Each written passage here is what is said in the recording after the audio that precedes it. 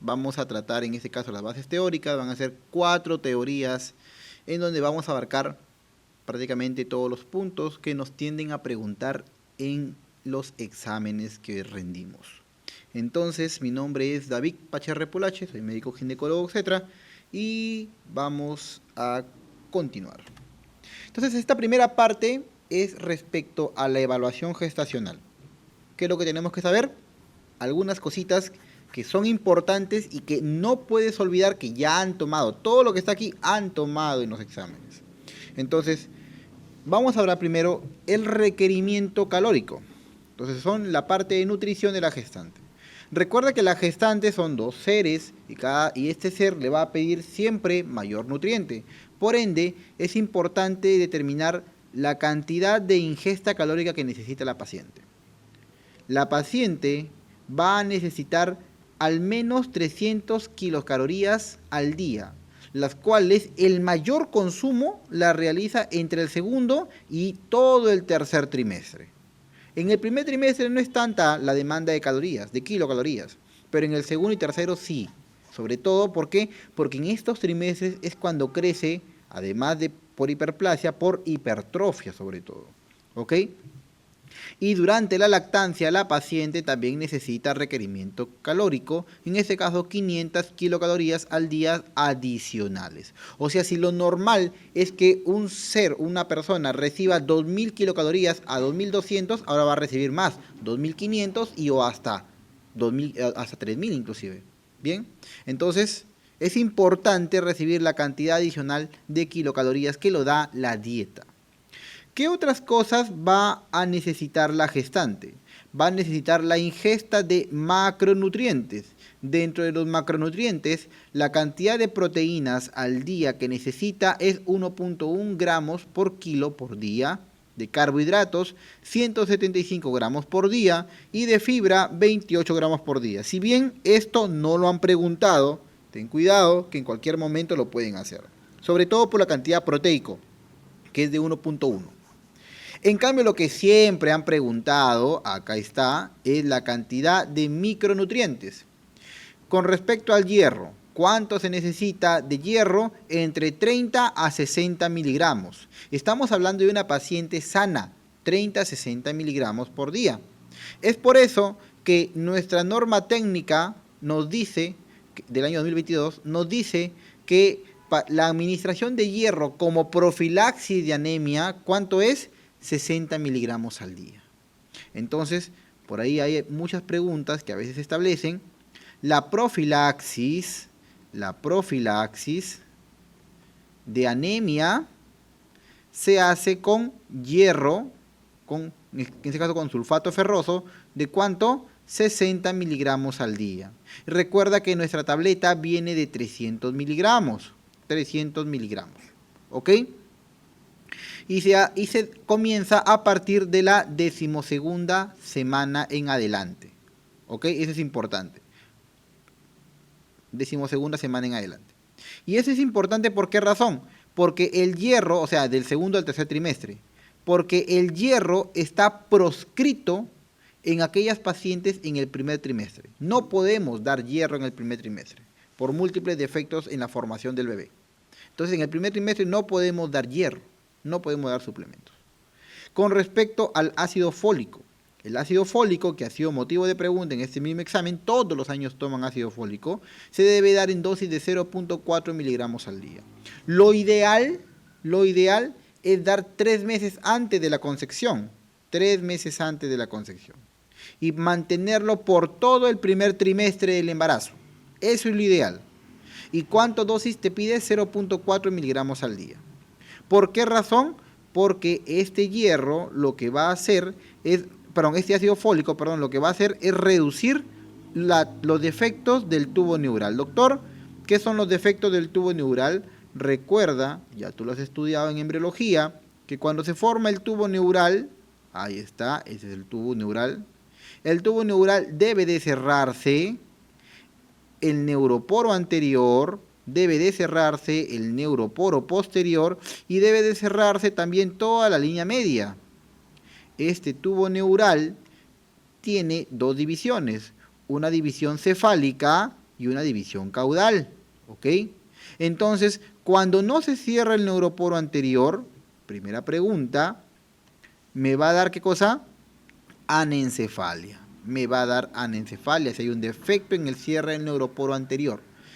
Si no se cierran los defectos de la línea media de la parte superior de ese tubo neural o de la parte craneal, entonces me van a dar los meningoceles. Ahí está, el meningocele craneal, el meningohidrocele canal o meningoencefalocele canal.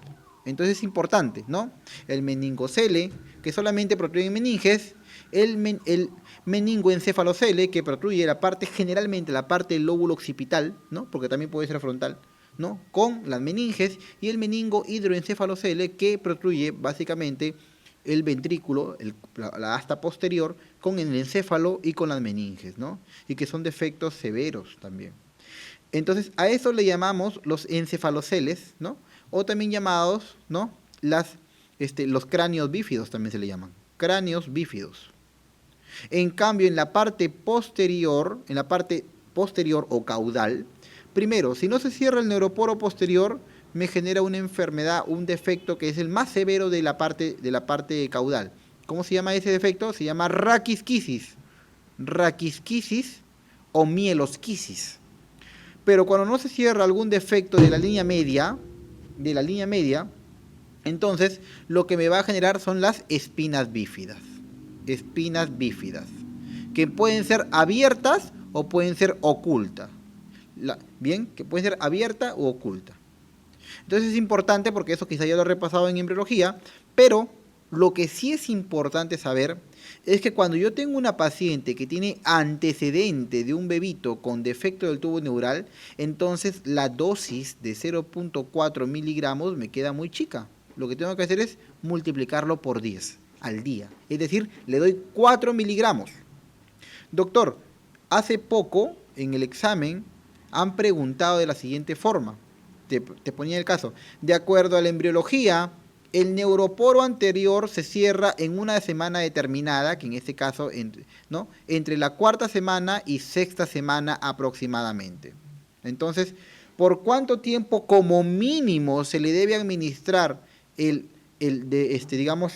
ácido fólico? Entonces, yo sé que todos sabemos por norma técnica que es durante todo el primer trimestre al menos. Y el primer trimestre termina en la semana 12. Entonces, ten cuidado, porque en esa pregunta la clave era sexta. ¿Por qué? Porque te ponían de acuerdo a los hitos de la embriología, al menos hasta qué semana mínimo tienes que administrar, hasta la sexta semana, porque en la sexta semana cierra todo el neuroporo posterior. Muy bien. Con respecto a la administración del calcio, ahí está. El calcio, de acuerdo a la OMS, se administra en dosis de 1 a 2 gramos al día. En este caso, 1000 miligramos es lo que menciona nuestra norma. Y yodo, 250 microgramos al día. Muy bien. Doctor, con respecto a la ganancia ponderal. Entonces, es importante que sepas que durante la gestación el incremento del peso normal en una paciente que tiene un IMC normal es entre 11.5 a 16 kilos, ¿no? Generalmente, si queremos números exactos, de 11 a 16 kilos es lo normal, ¿no? Está por acá, ahí está. Entonces, lo que sí, ese es para un IMC que está entre 18.5 y 25. Algunos ponen 23, ten cuidado, ¿ya? Pero igual, de 18 y menos de 25, tiene que ganar esta cantidad de peso. Entonces, si la paciente pesa más, tiene que ganar menos peso. Y lo mismo, si la paciente pesa menos, tiene que ganar más peso. Entonces, si la paciente tiene un IMC menor de 18.5, tiene que ganar más, mira, ve, de 12.7 a 18.2. Si la paciente está en sobrepeso, entonces tiene que ganar de 6.8 a 11.5, y si la paciente está en obesidad, de 5 a 9.1. Si quieres números redondos, claro, porque también toman eso en el examen, normalmente acá ponemos de 11 a 16 kilos. Y luego lo que hacemos es la regla de los números primos. Entonces dices, el número primo que está por encima de 11, ¿quién es? El 13. Ahí está. El número primo que está por debajo de 11, ¿quién es? El 7. Y el que está por debajo de 7, el 5. Entonces, a los dos primeros se le suma 5, 13 más 5, 18, 11 más 5, 16, acá está el 16, y a los últimos se le suma 4, 7 más 4, 11, 5 más 4, 9. Entonces, aquí tienes a tus ganancias. Esto es criminal ir a un examen sin saberlo. Tienes que recordarte eso. Y como tienes mucha memoria o mucha información para entrar en la memoria, entonces es importante que aprendas en base a mnemotecnias también. Bien, no te olvides esta regla. Porque esto ya lo han preguntado. ¿Qué te preguntaron? La paciente que estaba en sobrepeso, si mal no me equivoco. En sobrepeso. Bien, muy bien. Y esta es la ganancia por semana que se establece en el segundo y tercer trimestre. Porque son los trimestres donde más ganancia ponderal ocurre. ¿Ok? Entonces, por eso es que la paciente obesa tiene que ser una ganancia de 5 o 9 kilos. No quiere decir que el bebé es el que va a ganar poco, no. Es la gestante que el bebito puede crecer a su ritmo normal, pero la gestante tiene que bajar de peso con actividad física. ¿Ok? Muy bien, seguimos. Dentro de la atención prenatal. Entonces, la atención prenatal, es decir, el control prenatal, tiene que ser un control precoz, periódico e integral. ¿Qué significa precoz, periódico e integral? Precoz porque tiene que ser lo más pronto posible, ¿no? Si la paciente yo la capto a las 4 semanas 5, no empiezo el carné de control. ¿Cuándo empiezo el carné de control? Cuando yo veo que este embrión puede ser viable. Entonces, podemos establecerlo a partir de la 8ª semana. Listo. Periódico, porque obviamente estas semanas en las cuales yo le voy a controlar a la paciente, básicamente van a ser dirigidas, ¿no? Es decir, de acuerdo a trimestres. Se dice que aproximadamente, se dice que aproximadamente tienen que haber un mínimo de controles de 8 establecidos por la OMS o 6 mínimos establecidos por el MINSA. 6 mínimos establecidos por el MINSA. Bien, entonces cumplen una periodicidad. Y es integral porque no solamente tiene una consulta médica, sino también una consulta por obstetricia, una consulta por odontología, por psicología, ¿ok? Y hasta a veces por asistente social. Esto va a hacer que disminuya la mortalidad pues materna, ¿no? Además, la atención tiene que ser reenfocada. ¿Qué significa? Que la paciente, una paciente adolescente de 15 años acá en la costa, no es lo mismo que una paciente adolescente de 15 años en la sierra cuando su casa está a miles de metros, ¿no? O de kilómetros quizás de mi puesto de salud. Entonces, tengo que tener en cuenta que asociar a mi gestante con respecto a su medio, ¿no? Entonces tengo que evaluar el factor físico, psicológico, el enfoque intercultural y de género que se establece en esa paciente. Asimismo, la ficha tiene que identificarme el caso de violencia familiar, porque ahí viene la clásica pregunta de examen. La violencia familiar se ha asociado a tasas de aborto. ¿Bien? Muy bien. Ahora, la cantidad de controles, como habíamos dicho, son 8 mínimos por la OMS, 6 mínimos por el MINSA, que son periódicos, y el primer contacto, lo ideal es que lo establezca en el primer trimestre. Como dice acá, lo ideal menos de las 14 semanas. Si puede ser a las 12, bien. Recuerda que a las 12 semanas, esta paciente es importante nosotros hacerle una ecografía para ver la viabilidad. Ahí está. Con esto vemos la viabilidad del embrión, del embrioncito. ¿Bien? Listo. Ahora, ¿qué cosas vamos nosotros a pedir, ¿no?, en la evaluación del primer control? Vamos primero a establecer su riesgo obstétrico, es decir, y para establecer el riesgo obstétrico tenemos que ver cuáles son los factores de riesgo obstétrico. Entonces, en tu carnet de control, cuando ustedes han hecho su cerebrum, cuando ustedes han hecho su atención de su control de gestante, se habrán dado cuenta que hay ítems que están marcados de color amarillo y otros que están marcados de color rojo. Entonces, los de color amarillo significan estado de alerta. Es decir, esta paciente tiene factores de riesgo a secas. En cambio, los que están de color rojo significa ten cuidado. No puedes ni siquiera descuidar para nada a esa paciente porque tiene alto riesgo de mortalidad. Entonces, esa es la identificación básicamente subjetiva, ¿no? Entonces, ¿qué paciente, digamos, está en estado de alerta? Aquella paciente que es analfabeta, que es soltera porque tiene mayor riesgo o factor social, nulípara, su primer hijito, que haya tenido parto pretérmino también, que tenga diabetes, asma o epilepsia, que tenga antecedente de aborto y o sea RH negativa. Entonces, si te das cuenta, son factores que muchas veces se repiten en nuestro medio, ¿no? Por ahí hay varios pacientes que han abortado, que tienen diabetes, que tienen por ahí que no saben leer. Entonces, son factores de estado de alerta. Sin embargo, los que no te debes de olvidar son los que están en rojo. ¿Quiénes son? Las edades extremas, pues. Menos de 15 años o mayores de 25 años. Tienen alto riesgo de terminar en sala de operaciones. La paciente que tiene abortos, pero recurrentes. Es decir, ya antes se decían 3 abortos a más, ahora decimos mayor o igual a 2 abortos. ¿Ok? O que he tenido 2 o más cesáreas. Una cesárea, estado de alerta. 2 cesáreas o más es seguimiento continuo. No debo perder, porque la paciente ni bien empieza contracción, puede romper ese útero. A diferencia de acá, si acá también en amarillo está cesárea una vez. ¿Ok?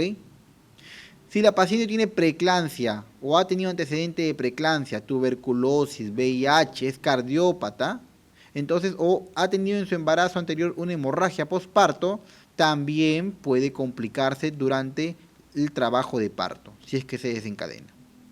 Y la paciente RH negativo, pero que está sensibilizada por el riesgo de hidrofetal, ¿ok? En cambio, RH negativa, entonces, tranquilo, no me preocupo mucho, a menos que ya esté sensibilizada. Muy bien, entonces con esto valoramos nuestros factores de riesgo obstétrico. Asimismo, también tenemos que establecer en ese primer control prenatal la fecha probable de parto. Solicitamos sus exámenes de laboratorio, su perfil de gestante, que incluye, hemoglobina, hematocrito, el grupo y factor RH. Incluye, acá vamos a resaltar, glucosa en ayunas. Es importante, la glucosa basal, ¿ok? Y si es que esta glucosa nos sale alterada, tenemos que hacer un test de tolerancia oral a la glucosa. Entonces quiero dejarme entender, si es que esto, voy a ponerle carita triste, si es que esto sale alterado, entonces recién hago prueba de test de tolerancia oral a la glucosa. No me voy a esperar hasta las 24 semanas para hacerle la tolerancia oral a la glucosa. No hay que confundirnos. El screening de diabetes en el embarazo se hace entre las 24 y 28 semanas, claro que sí, pero ahí te estoy diciendo claramente screening, o sea, para detectar quién tiene diabetes y quién no tiene, si es que no ha sido diagnosticada antes. Pero recuerda que en tu primer control igual tienes que pedir glucosa en ayunas. Si sale alterada, entonces ya tienes que ir solicitando una prueba de tolerancia oral a la glucosa. Y decimos alterada si el valor es mayor o igual a 92. 92.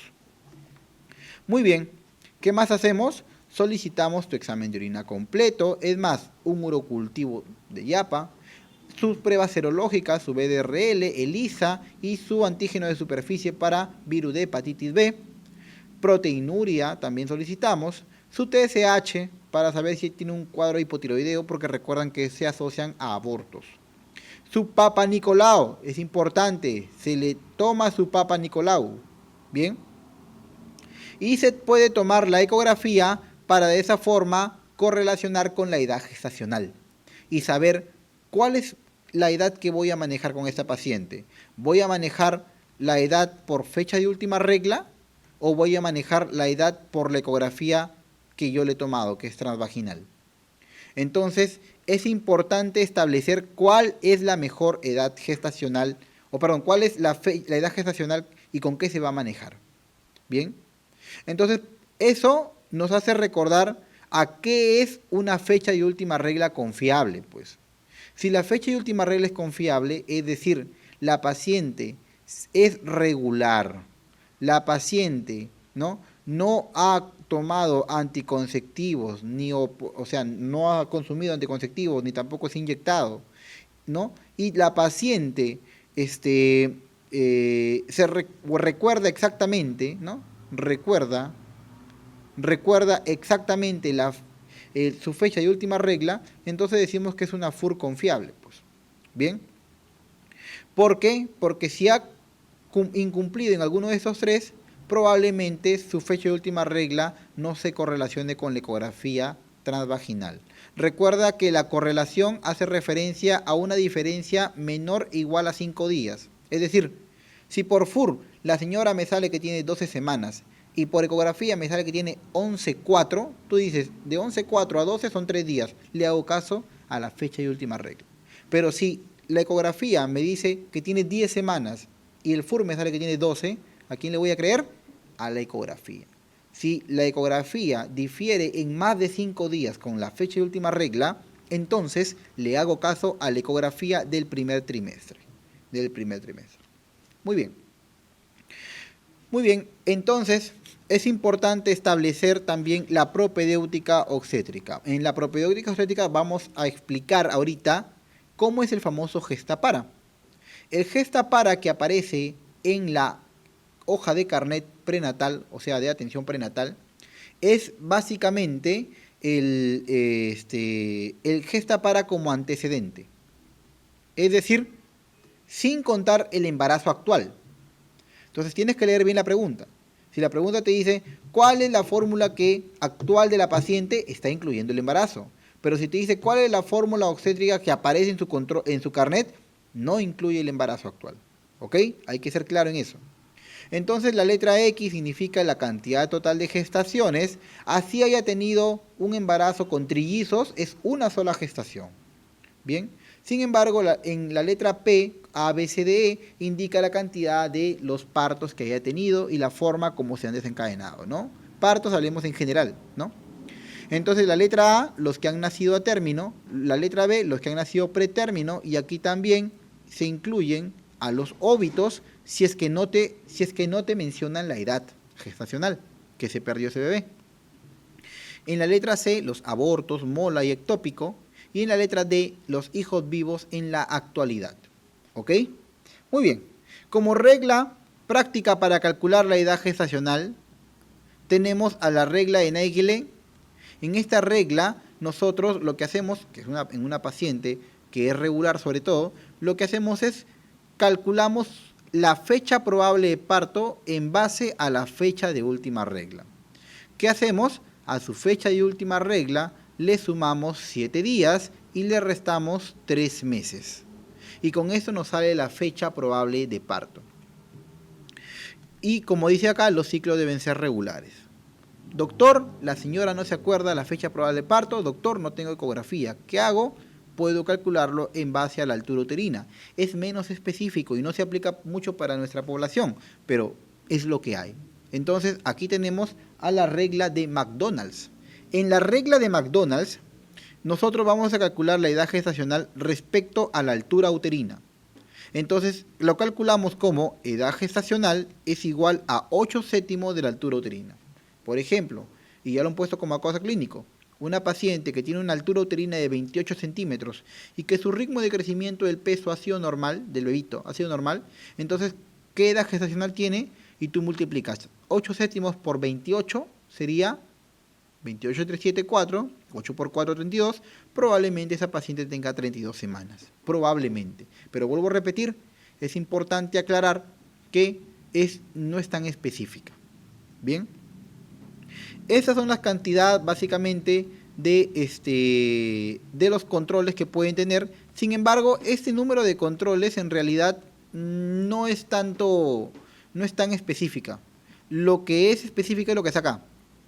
Acá está. Entonces, hasta la semana 28, los controles son mensuales. Hasta la semana 28. ¿Ok? Luego de la semana 28 a la 36, son cada 2 semanas. Y luego, desde la semana 36 en adelante, se le cita a la paciente semanal. O sea, 36, 37, 38, 39, 40, y se le cita semanal. ¿Ok? Esto es lo que figura en la norma técnica. Esto es lo que figura. Muy bien. ¿Qué más?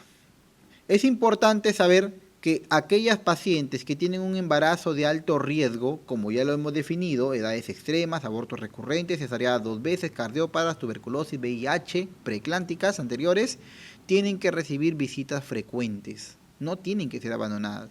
Y no te olvides que si bien el MINSA te dice que son 6 controles como mínimo, eso es en una paciente adulta.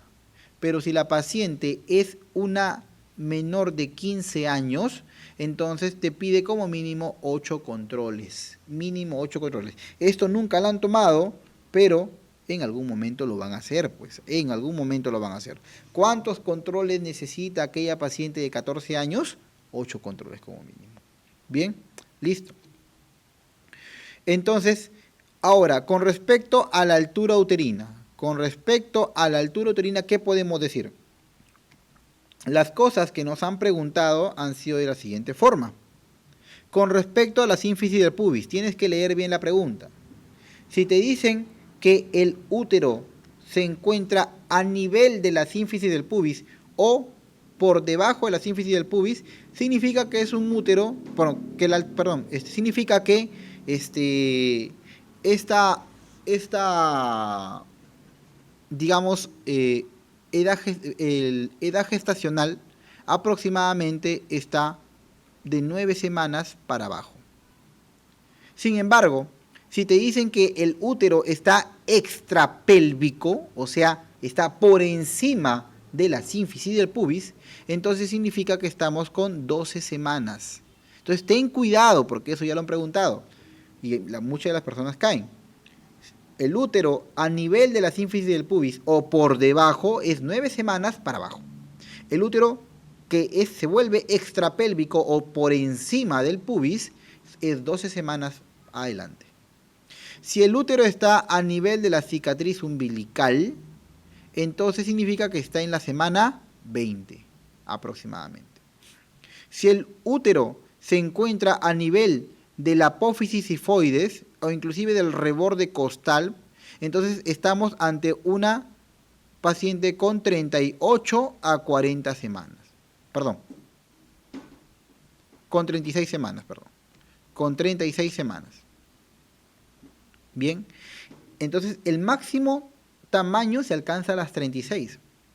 Y paradójicamente a las 38 y 40 el útero disminuye en tamaño.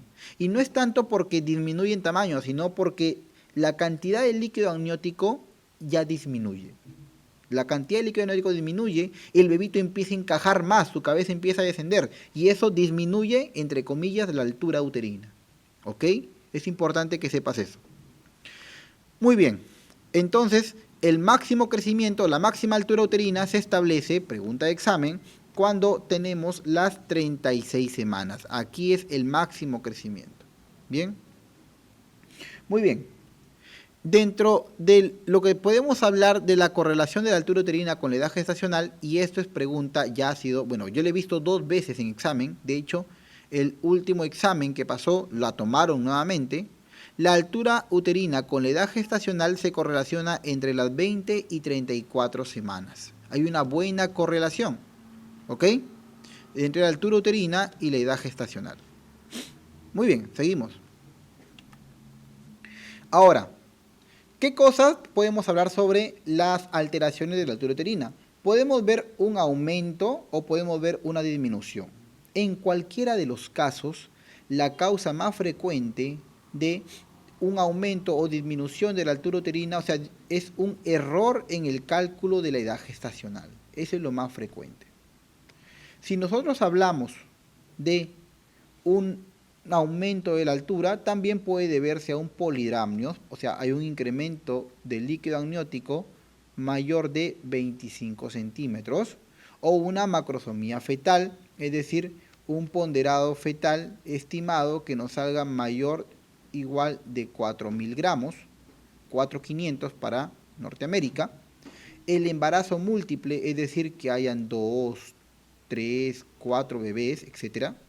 O mola hidatiforme, ¿no? Es decir, una enfermedad trofoblástica de la gestación. En cambio, disminución de la altura uterina puede ser ocasionada por lo contrario, oligohidramnios, es decir, un HILA menor de 5 centímetros, un índice líquido amniótico, un RCIU, es decir, aquel bebito, que ya lo vamos a definir más adelante, que tiene un ponderado fetal estimado que es menor del percentil 3, o que está entre el percentil 3 y percentil 10 con alteración del Doppler, pregunta de examen, o que sea un óbito, o que la paciente no se haya alimentado adecuadamente, una desnutrición materna. Bien, entonces las maniobras de Leopold a nosotros nos van a permitir evaluar ese embarazo, su posición, su situación y su presentación. Las maniobras de Leopold se pueden aplicar a partir de la semana 26 y tienen un 95 hasta 98% de sensibilidad. Es decir, nos dicen adecuadamente cómo es. Solo es práctica. La primera maniobra evalúa cómo está la situación. La situación hace referencia a la relación que tiene el eje materno con el eje fetal. Entonces, esta primera maniobra, ahí está, nos va a decir cómo está el eje fetal y cómo está el eje materno. Obviamente el eje materno nosotros ya lo sabemos y vemos si es que los ejes están paralelos, entonces hacemos referencia de que el bebito se encuentra básicamente en situación longitudinal. Bien, es importante. Muy bien.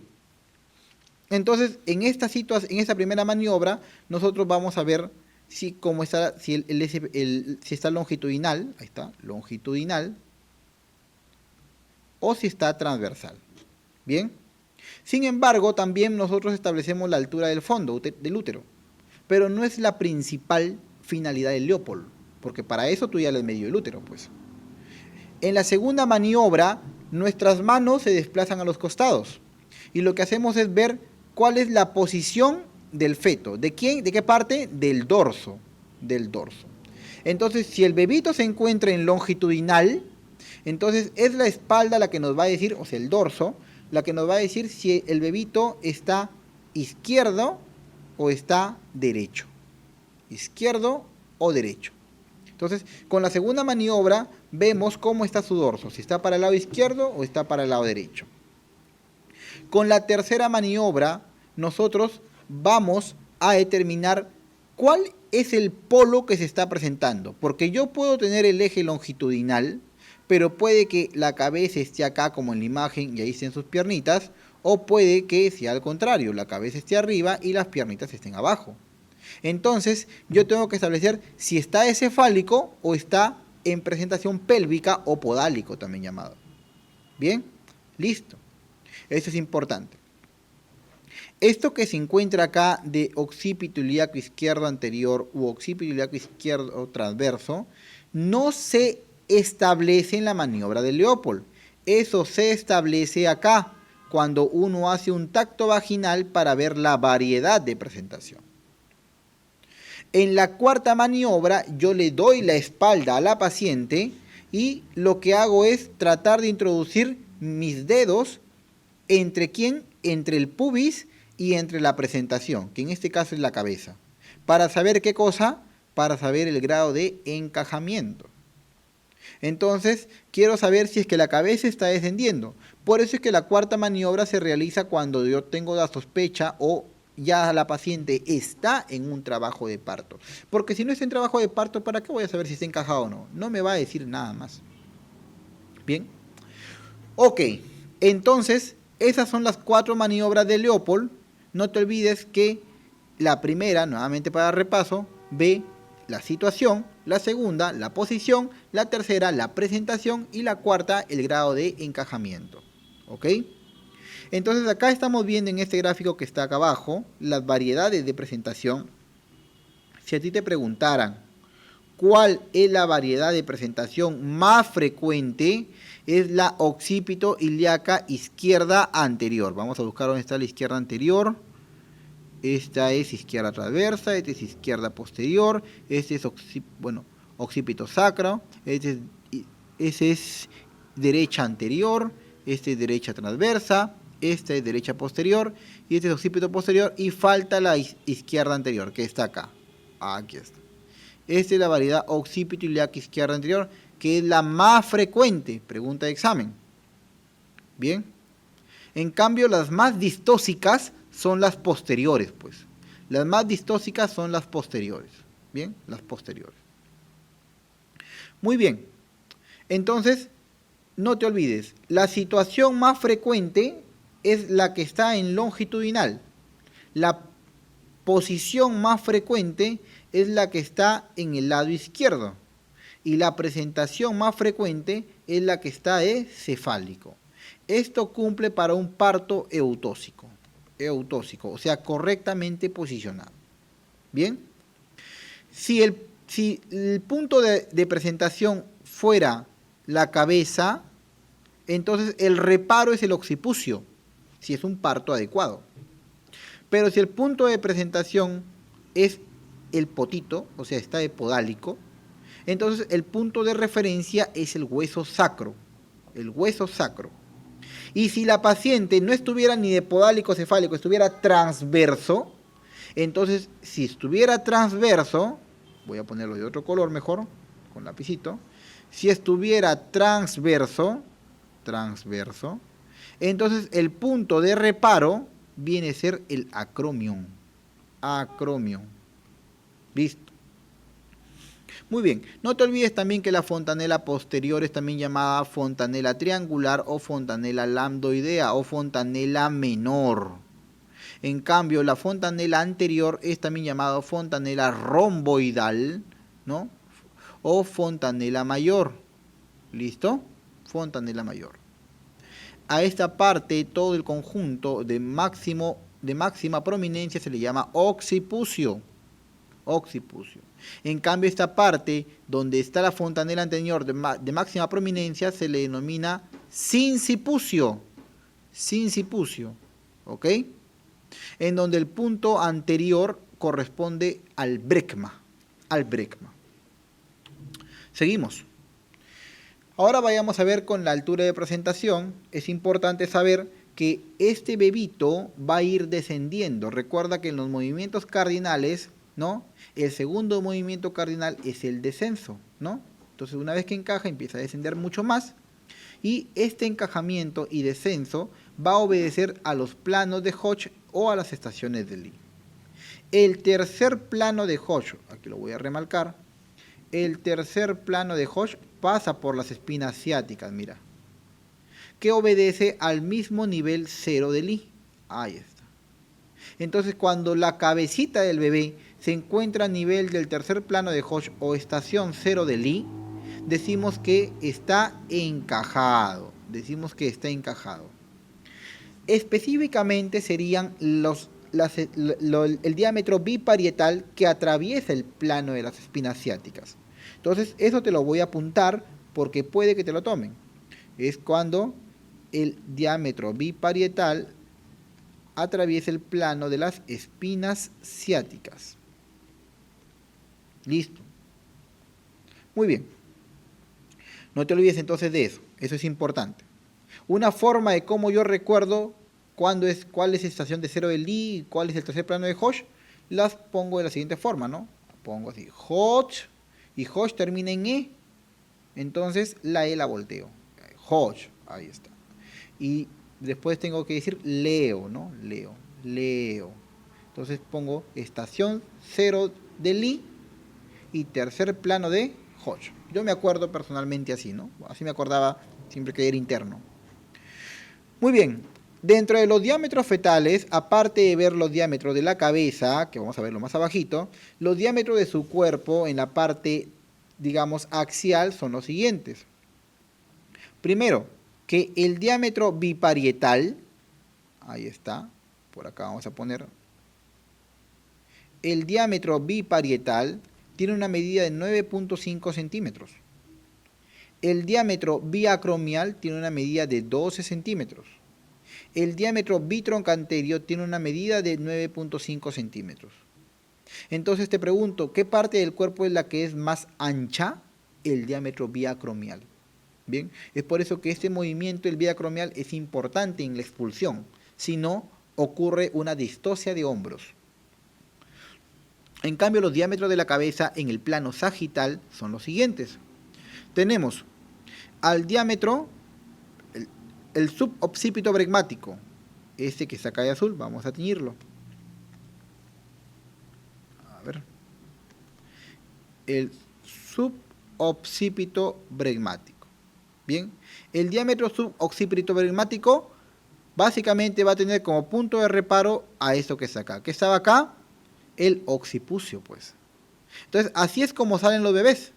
Así. Y justamente nacen mirando hacia el ano, de esta forma. ¿Ok? Entonces, el numerito 1 significa que es un parto autóxico. Entonces, es una presentación de occipucio. Es una presentación de occipucio. Es lo normal. Está adecuadamente flexionado. Pero cuando yo, que soy el bebito, empiezo a extender mi cabeza, o sea, ya no estoy flexionando, entonces estoy haciendo lo contrario, sería deflexionando. Por ende, empiezo a cambiar el diámetro sagital que hay en la cabeza. Por ende, acá vamos a poner el segundo diámetro, es este que está acá con número 2. Este va desde ¿dónde? Desde el occipucio hasta ¿dónde? Hasta la frente. Por eso se llama occipito frontal. Ahí está, occipito frontal.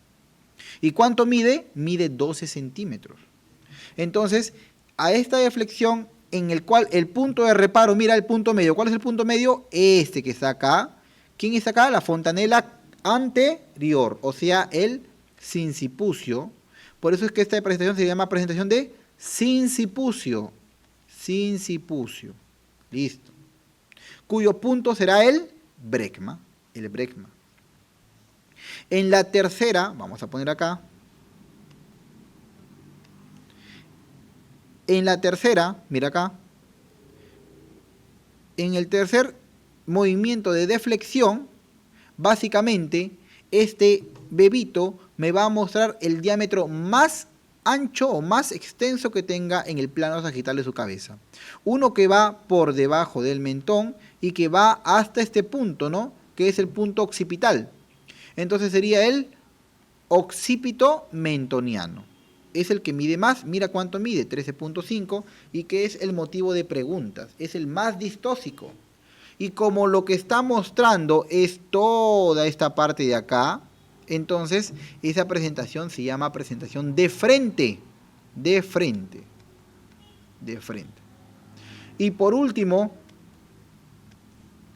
este diámetro, cuando ya termina el bebito de hacer una hiperextensión, o sea, una superdeflexión, entonces este diámetro que está acá va desde ¿dónde? Desde la parte posterior al mentón, o sea, submentón, ¿hasta dónde? Hasta la fontanela mayor, es decir, el brecma. Entonces se llamará el submento brecmático. Y la medida es de 9.5, igual que el suboccipito brecmático. Entonces una forma como yo me acuerdo también es de esto, ¿no? Pido ayuda, ¿no? SOS, ¿no? Pero le agrego una letra O más. Yo sé que el primero es el suboccipito bregmático, entonces el último será el submento bregmático, y luego los otros dos serán el occipito frontal y el occipito mentoniano.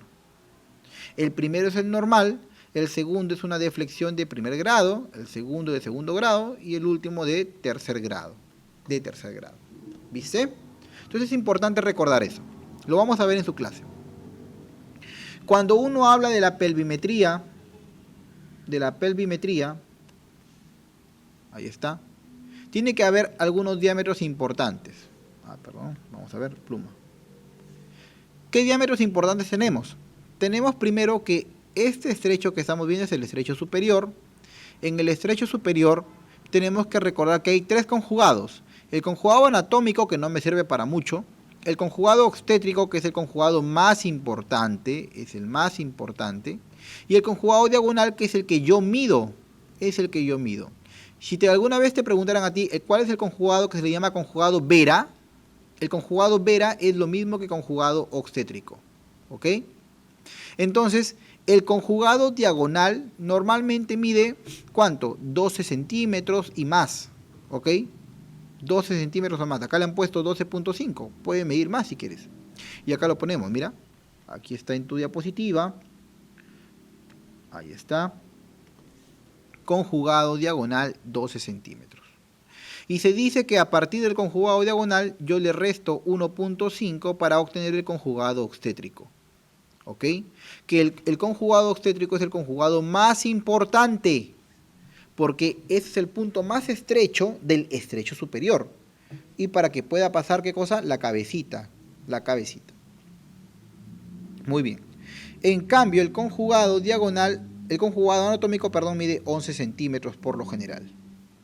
Luego están otros conjugados, perdón, otros diámetros anteroposteriores, como por ejemplo el que está acá, que es el misacro subpúbico y el subcopso subpúbico. Nunca han tomado esto en los exámenes, así que no es relevante llevarlo, ¿no?, a un examen para aprenderlo, pero es importante decirlo acá al menos, en esta clase que es más teórica. Pero ¿qué otros conjugados o qué otros diámetros sí tenemos que son importantes de la pelvis? Ya no están en el plano sagital, sino en el plano axial. ¿A quién tenemos acá? Al conjugado, o al diámetro, perdón, biciático y al diámetro biisquiático. El biciático normalmente mide 10 centímetros y el biisquiático mide 11 centímetros. ¿Ok? Muy bien. Ahora, veamos con respecto a la atención prenatal. ¿Qué podemos decir? Recuerda que, vamos a tomar un poquito de agüita, recuerda que es importante realizar un tamizaje de cromosomopatías.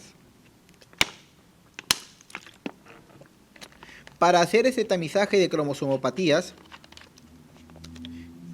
lo que tienes que saber es que esta ecografía, mal llamada ecografía genética, ¿no?, es una ecografía que se hace en el primer trimestre. Esta ecografía genética se hace, vamos a poner acá, pluma, se hace entre las 11 y 13.6 semanas. Bien, entre las 11 y 13.6 semanas. Entonces acá vamos a hacer esa corrección. Aquí, vamos a borrar esto para no confundir a nadie. Se hace entre las 11 y 13.6 semanas. Bien. En esa ecografía genética, lo que yo voy a tomar son varias medidas. Una es la translucencia nucal.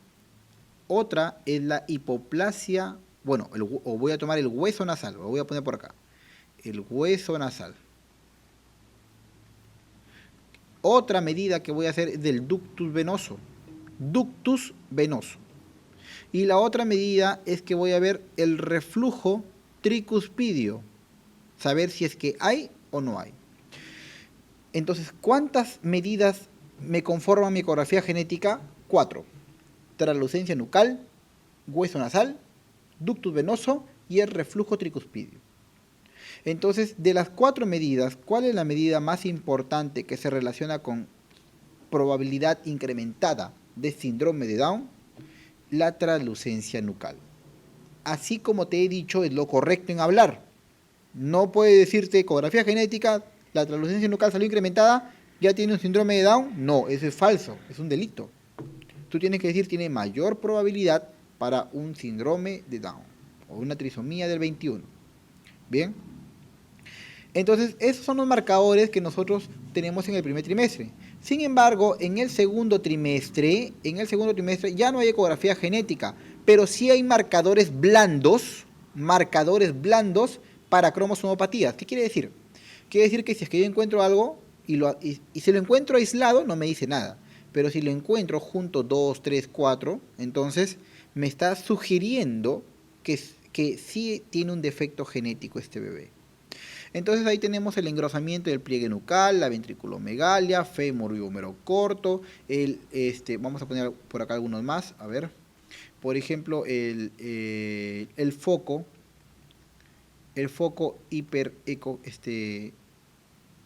hiperecoico, intracardíaco, ¿no? Vamos a poner dibujito del corazón, intracardíaco, o por ejemplo encontrar intestino hiperecogénico también, o por ejemplo encontrar quiste del plexo coroideo, entonces son un montón, ¿no? Son como 11, entonces no es necesario aprenderlos todos, sin embargo necesitas saber que uno aislado no me indica que está mal el bebé, ¿ya? Dentro de los marcadores bioquímicos que nosotros solicitamos en el primer trimestre, tenemos a la proteína placentaria tipo A, ¿ok? Y también al beta-HCG. En cambio, en el segundo trimestre tenemos al estriol y la alfa-fetoproteína. ¿Cuáles son los más importantes? La proteína placentaria con el estriol. Estos son los dos más importantes en el primero y en el segundo trimestre. Y recuerda que ahora tenemos la calculadora de la Fetal Medicine Foundation que nos permite ingresar los datos de la mamá, o sea, vamos a poner acá, a ver, nos permite ingresar los datos de la mamá, maternos, ¿qué más nos permite ingresar? La proteína placentaria tipo A, nos permite ingresar la toma de las presiones arteriales también, ¿no? Nos permite ingresar la cantidad de la translucencia nucal. Y eso es importante porque nos da un score para saber si es que estamos ante una trisomía del 21, 13 o 18. ¿Ok? Los factores maternos, la proteína placentaria tipo A, la translucencia nucal.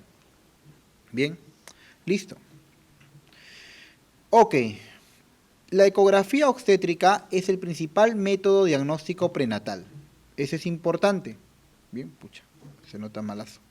La ecografía obstétrica es el principal método diagnóstico prenatal. Muy bien.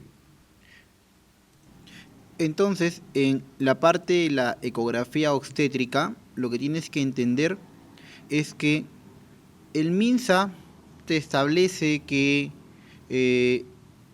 pueda haber un mínimo de ecografías, ¿no? El mínimo de ecografías que establecen es alrededor de 3 ecografías. Uy, perdón, ¿qué pasó acá? Vamos a ver. Ahí está. 3 ecografías. La IUSOG, o sea, el mecanismo o la Sociedad Internacional de Ultrasonografía en Obstetricia y Ginecología, menciona que deben ser 4. Pero nosotros ahorramos más y decimos 3 ecografías. Una en cada trimestre. Primer trimestre, segundo trimestre y tercer trimestre.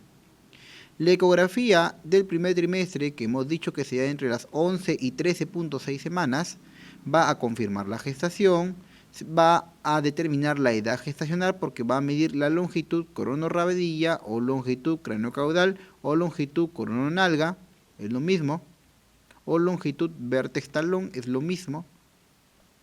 Bien, la vitalidad del embrión también y el riesgo genético, dando la probabilidad del síndrome de Down, detectar síndrome de Down sobre todo.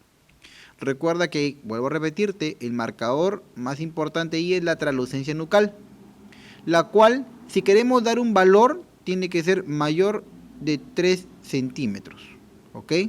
Es importante. Pero también es importante que sepas, que si la translucencia nucal, 3 milímetros, si la translucencia nucal nos dicen en percentiles, tiene que ser mayor del percentil 95 para que esté alterada. Entonces, nuevamente, la translucencia nucal debe ser de 1 o 1.5 milímetros, no hay ningún problema con eso. Pero si la translucencia nucal me sale mayor de 3, significa de que está totalmente alterada y tiene un mayor riesgo, mayor probabilidad para tener un síndrome de Down. Lo mismo sería ubicarlo en percentiles. Si está por encima del percentil 95, entonces de por sí se encuentra alterada. ¿Ok? En el segundo trimestre tenemos la ecografía morfológica que se toma entre las 20 y 24 semanas. Esta ecografía morfológica es una inspección a detalle de cada uno de los sistemas del fetito. Aquí además también tomamos la biometría fetal. Podemos establecer un peso, un ponderado fetal estimado, pero no es digamos, el objetivo de esta ecografía. El objetivo, ¿qué cosa es? Ver cada uno de los sistemas, sistema nervioso, respiratorio, cardiovascular, urinario, etc. Para detectar malformaciones. Por eso se llama morfológica. Y la ecografía del tercer trimestre, esta sí ve el crecimiento, o sea, talla y peso, y ve la localización de la placenta, la cantidad de líquido amniótico, etc. Muy bien, esas son las 3 ecografías como mínimo que se puedan tomar. Ahí está. Y aquí estamos viendo, mira la translucencia nucal. Esta es la translucencia nucal. ¿Ok? Muy bien. Ahora, ¿qué pruebas invasivas vamos a solicitar en caso de que nosotros sospechemos de alguna neuploidía? Entonces tenemos a la biopsia de vellosidades coriales, que la debemos hacer a partir de las 10 semanas, la amniocentesis, que se hace a partir de las 15 semanas, y la funiculocentesis o cordocentesis, también llamada, que se hace a partir de las 18 semanas. La biopsia de vellosidades coriales analiza las vellosidades, como su nombre mismo lo dice. La amniocentesis lo que hace es saca el líquido amniótico de la cavidad uterina, o sea, de la cavidad amniótica, claro está, nuevamente, para ver las células fetales que se descaman, pues, ¿no? Y que están en ese líquido, nadando. Y la cordocentesis lo que hace es punza directamente la vena umbilical. ¿Cuál es la complicación más frecuente que puede haber de esto? Que si el procedimiento se hace de forma incorrecta y sobre todo a edades más tempranas, como la biopsia de vellosidades coriales, tienen un riesgo incrementado de aborto o pérdida fetal. Entonces, lo ideal es hacer un test combinado. En el test combinado, yo que junto la edad materna, o sea, los factores maternos, junto la proteína placentaria tipo A, junto el beta-HCG, que es un marcador que también es un marcador del primer trimestre, no se olviden, y también junto la ecografía, Y con esto, que se hace todo en el primer trimestre, tengo todos mis marcadores para saber con un 90% de rentabilidad si es que estoy ante un bebito que tiene un síndrome de Down, ¿no? O un síndrome de Patot o un síndrome de Edwards. Las vacunas en el embarazo. Las vacunas que se administran ahora es para la influenza. No se olvide que se tiene que administrar en cualquier trimestre de la gestación. Es importante, en cualquier trimestre. Y la vacuna que cubre a la difteria, tétano y pertusis se administra usualmente ahora entre las 27 y 36 semanas. 27 y 36 semanas. Bien, es importante ello. Actualmente se está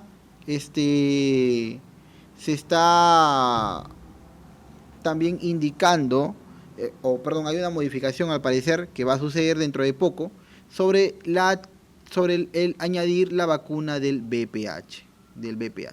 Pero esta vacuna no se ha indicado aún en gestantes, no se ha indicado. Bien. Además, dentro de esas vacunas también tenemos a la vacuna para el virus del hepatitis B, y la vacuna también para el virus del COVID. Pero la vacuna del virus del COVID se aplica a partir de la 12ª semana. Y bueno, todavía tenemos reserva, o sea, tenemos lotes, pero en algún momento van a descontinuarla. Entonces, por ahí si te preguntan, la vacuna para el virus del COVID-19 se aplica a partir de la 12ª semana. ¿Ok? De la 12ª semana. Muy bien. En cambio, si te preguntan para el virus de la hepatitis B, es cuando la paciente tenga contacto el primer contacto también con el centro de salud. Sobre todo, si es mayor o igual a las 20 semanas, mejor. Pero es ni bien tenga el contacto. ¿Ok? Muy bien. Seguimos. Para el monitoreo fetal, nosotros podemos llevar a cabo 3 tipos de monitoreo fetal anteparto. Todos estos que son acá son anteparto. En la parte, ¿no?, de este monitoreo fetal antes del parto, tenemos al test no estresante, al test estresante y al perfil biofísico. Lo primero que uno hace con un bebito que quiere monitorizar es esto, el test no estresante. Entonces, en el test estresante lo que uno va a medir es básicamente la reactividad cardíaca. En cambio, en el test estresante uno va a medir la reserva de oxígeno. Bien, y en el perfil biofísico lo que uno va a datar es básicamente saber la vitalidad del feto, vitalidad fetal, y la posible vía de culminación, la posible vía de culminar. Bien, entonces en el test no estresante uno ve la reactividad cardíaca, que no es nada más ni nada menos que acelerar el corazón. Entonces evalúa cómo está la frecuencia, la variabilidad, aceleraciones, si es que hay desaceleraciones, y los patrones cuáles son. Nosotros vamos a decir que el test no estresante es reactivo si es que vemos que hay aceleraciones. Vamos a decir que no es reactivo si es que vemos que no hay aceleraciones. Y vamos a decir que es patológico cuando vemos que básicamente hay desaceleraciones, al contrario. Bien, vamos a decir que el test estresante que evalúa la reserva de oxígeno es positivo cuando presenta desaceleraciones tardías, que son las patológicas. Entonces aquí decimos que es un test estresante positivo, porque hay desaceleraciones tipo DIP2 tardías. En cambio, si presenta desaceleraciones tipo DIP1, tranquilo, no te preocupes porque eso es por compresión de la cabeza y es fisiológico. Y eso ocurre porque probablemente ya va a comenzar o estamos en el trabajo de parto.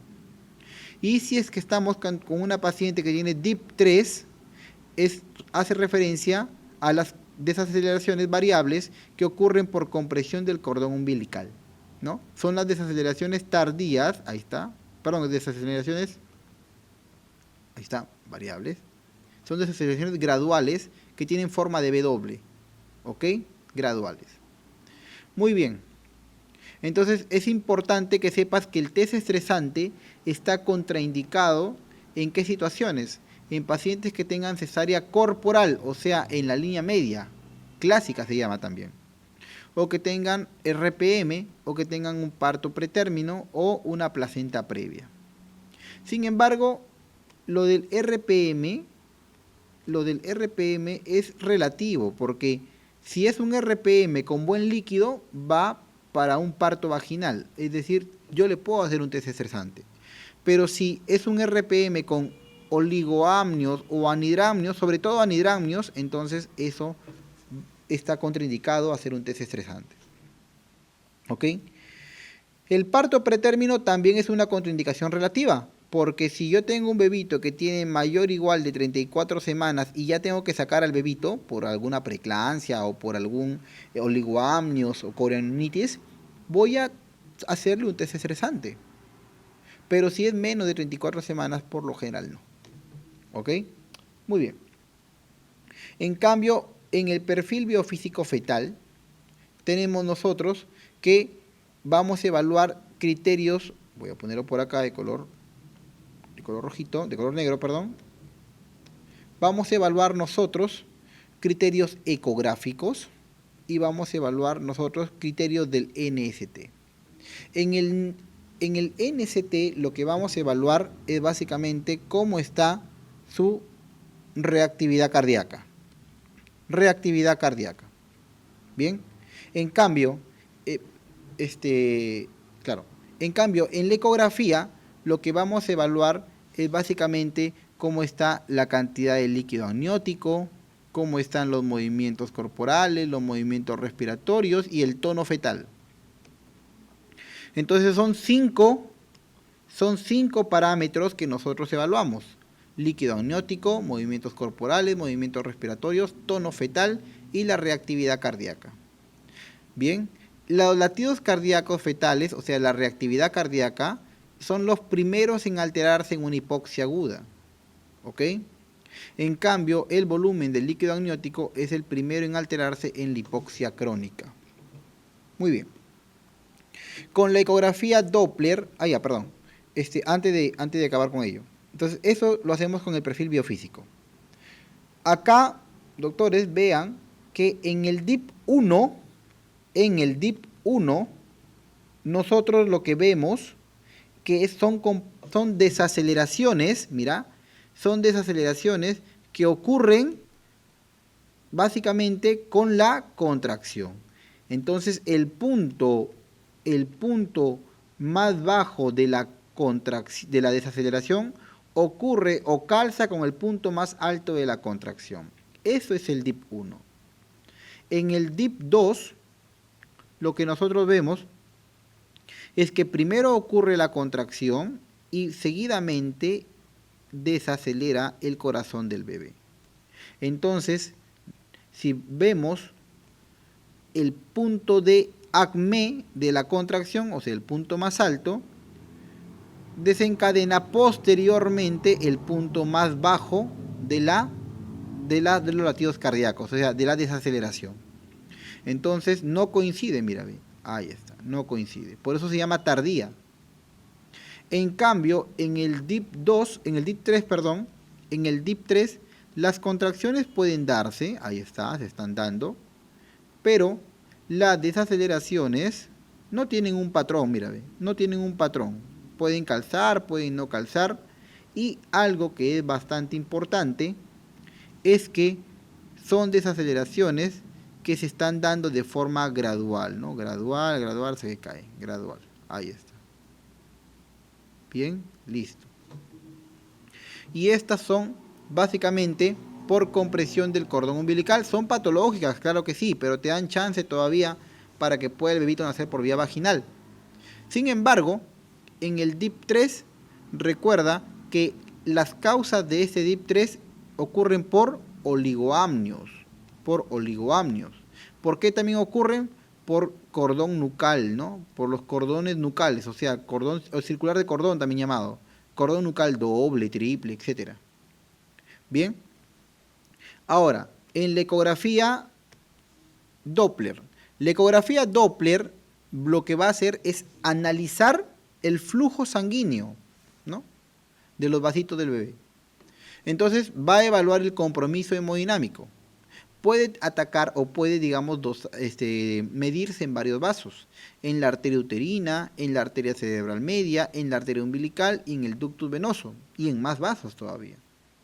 ¿Ok?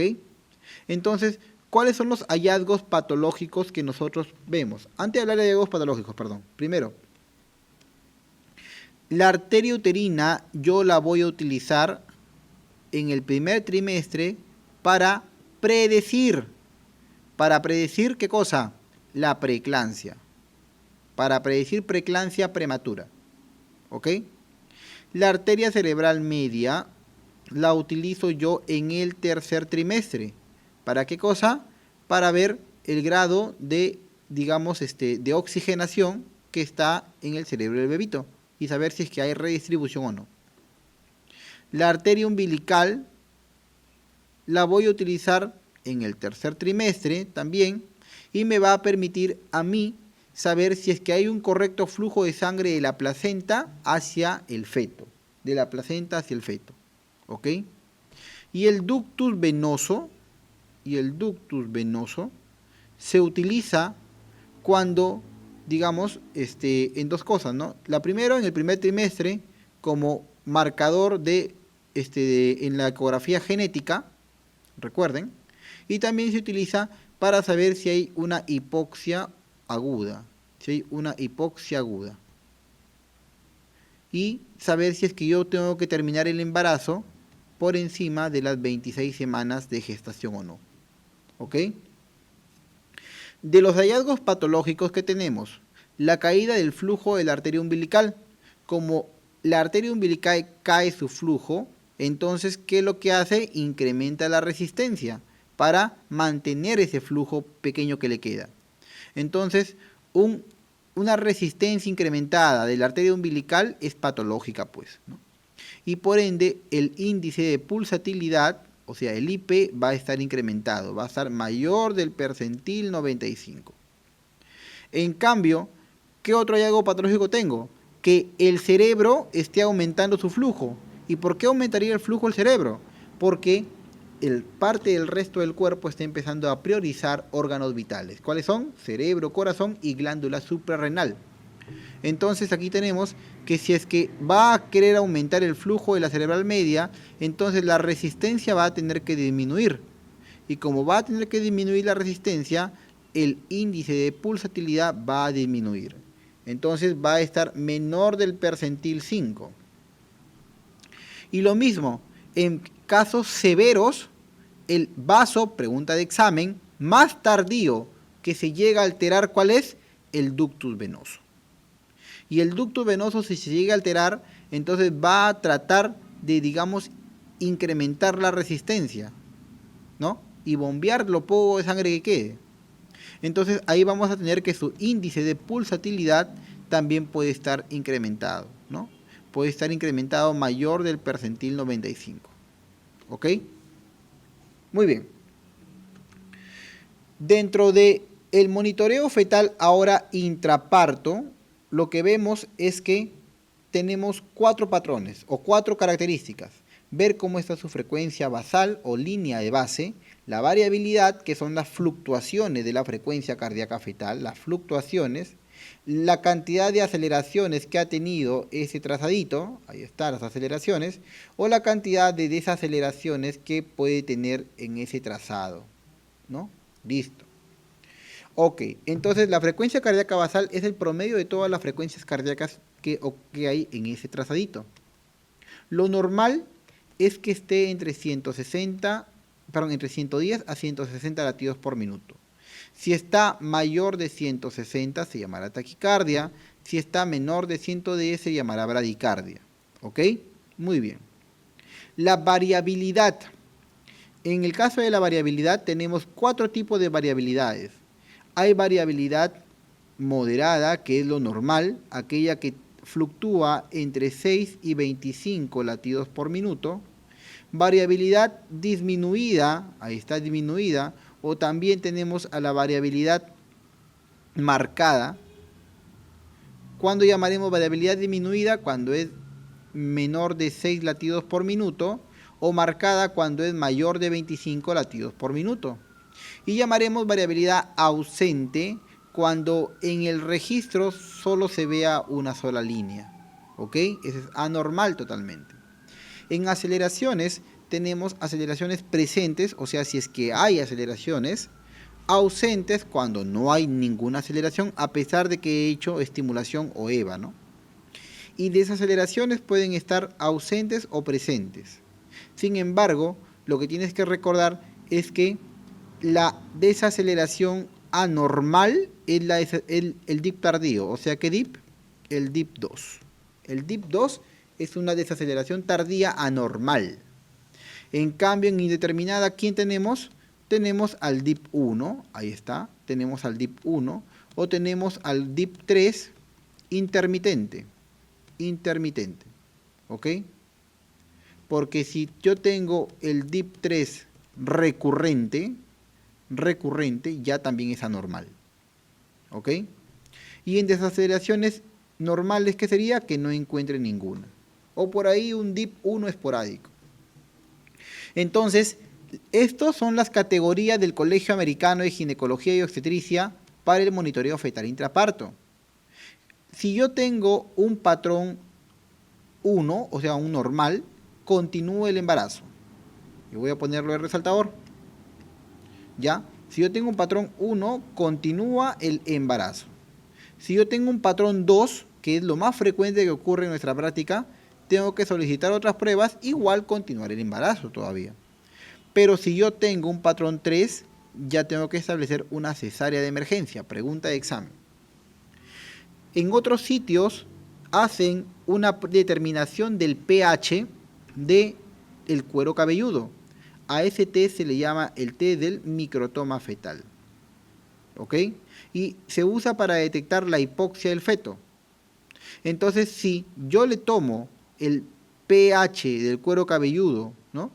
Y me sale que es un pH mayor de 7.25, tranquilo, continúo con el trabajo de parto. Si yo veo que el pH me sale menor de 7.2, entonces lo que hago es culmino, hago cesárea. Pero si el pH me sale entre 7.2 y menos de 7.25, o sea 7.24, entonces lo que yo hago es repito la prueba. ¿En cuánto? En 15 a 20 minutos. ¿Ok? En 15 a 20 minutos. Y allí yo establezco dos cosas. Si en 20 minutos yo le repito la prueba y me sale que el pH está mayor de 7.25, entonces continúo el trabajo de parto. Pero si me sale menor de 7.25, entonces va para cesárea. Va para cesárea. Listo. Muy bien. Vamos a hablar sobre fármacos en la gestación, algo rápido. Estas clasificaciones de la FDA son antiguas. Actualmente existen, ¿no?, reglas y inclusive hay una página de la misma FDA en donde nosotros teníamos que ingresar y ver qué fármaco le puede hacer bien o no. Ahora ya no se manejan las categorías A, B, C, D, X. Se maneja en el capítulo de sección del embarazo de la FDA, ¿no?, saber qué tipo de fármaco es seguro en el embarazo, no ha sido seguro, no ha sido demostrado, etcétera. Las definiciones no han cambiado. Si tú comparas estas 5 definiciones con estas 5 que están acá, no han cambiado. ¿Ok? A modo de ejemplo, la definición del grupo A, ¿qué significa? Que se han hecho los estudios en las gestantes, ahí está, básicamente, y el fármaco no ha demostrado ningún riesgo para el feto. ¿Ok? Los fármacos de la categoría B decía que los estudios en la gestante no se han hecho, pero sí se han hecho en ratas, y ha salido que está bien en las ratitas, es decir, que no han presentado riesgos. Los estudios de la categoría C significa de que no se han hecho estudios en la gestante, pero cuando se ha experimentado con animales, se ha visto que hay un riesgo. Acá sí hay un riesgo, pero no se observa nada en las gestantes. Lo de la categoría D significa que sí hay un riesgo, ahí está. Hay un riesgo en la gestante y para el bebé. Sin embargo, el beneficio supera el riesgo. En cambio, en la categoría X ya hay una teratogenicidad comprobada y el riesgo supera los beneficios. ¿Ok? Entonces aquí tienes algunos fármacos que son de la categoría A, como ácido fólico, levotiroxina. Categoría B, tus antibióticos. Categoría C, el tramadol, albuterol, fluoxetina. Categoría D, tetraciclinas, valproato, fenitoína. Y la categoría X, que es isotretinoína, warfarina y talidomida, por ejemplo. Muy bien. Entonces, la cantidad de controles prenatales que establece como mínimo la OMS, ¿cuántos son? La OMS te dice, ¿cuántos son? Definitivamente 8, porque 6 establece el MINSA. En la tarjeta de control prenatal del MINSA no pertenece a uno de los factores de alerta, no pertenece a los factores que estaban en amarillo, o sea, uno de estos es rojo probablemente. ¿Cuál es el que es rojo? Analfabetismo es amarillo, parto prolongado también es amarillo, madre RH negativo es amarillo, pero el antecedente de preeclampsia, habíamos dicho que es un signo de, básicamente, de seguimiento continuo. Tengo que hacerle un seguimiento continuo. Muy bien. ¿Cuál no es una causa de aumento de la altura uterina? Entonces la macrosomía si te aumenta, el polihidranios también, la mola también, pero la muerte fetal más bien te disminuye. La medida del diámetro occipito frontal es aproximadamente, entonces la medida del diámetro occipito frontal, recuerda, SOOS, ¿no? Entonces, suboccipito bregmático, occipito frontal, occipito mentoniano, submento bregmático. El de acá medía 9.5, el de acá medía 12, el de acá medía 13.5 y el de acá vuelve a medir 9.5. Entonces, vamos a poner por acá. Se están pidiendo del occipito frontal, ahí está, mide 12 centímetros. 12 centímetros. ¿Cuál es la maniobra de Leopold que se realiza cuando la paciente se encuentra en trabajo de parto para ver el grado de encajamiento? ¿Cuál es? La tercera maniobra. La cuarta maniobra. La cuarta maniobra. El movimiento de nutación permite la ampliación de... Entonces recuerda, si esto es el sacro, ahí está, y esto es el pubis, ahí está, ese es el estrecho superior. Entonces, cuando la cabeza fetal está descendiendo, entonces este sacro con el coxis, ambos pueden retraerse, irse para atrás. Eso se llama movimiento de nutación. Nutación, ¿ok? ¿Y qué estrecho va a permitir la ampliación? Sobre todo del estrecho inferior, La variedad de presentación más frecuente, ¿cuál es? Occipito ilíaco izquierdo anterior. Clave letra A. Son objetivos de la ecografía genética, excepto, entonces, la ecografía genética que se realiza entre qué semanas? 11 a 13.6, importante. ¿Me sirve para ver la viabilidad? Claro que sí. La corionicidad, claro, si es un embarazo gemelar, si yo veo el signo de la T, significa que es monocorial. Monocorial. En cambio, si yo veo el signo de lambda, ahí está, entonces yo digo que es bicorial. ¿Listo? Permite determinar la probabilidad de cromosomopatías, claro. Y también te permite establecer el riesgo de preeclampsia, claro que sí, pero a término, no. Pretérmino, o sea, antes de las 37 semanas, no a término, así que tienes que leer bien. El mejor marcador bioquímico de cromosomopatías en el primer trimestre, ¿cuál habíamos dicho que es? La proteína placentaria, ¿no?, asociada al embarazo tipo A. Bien. En cambio, del segundo trimestre es el estriol. La cordocentesis se recomienda realizar a partir de qué semanas? Cordocentesis o funiculocentesis. ¿A partir de qué semana? Semana 18. Clave letra D. 10 semanas biopsia de vellosidades coriales.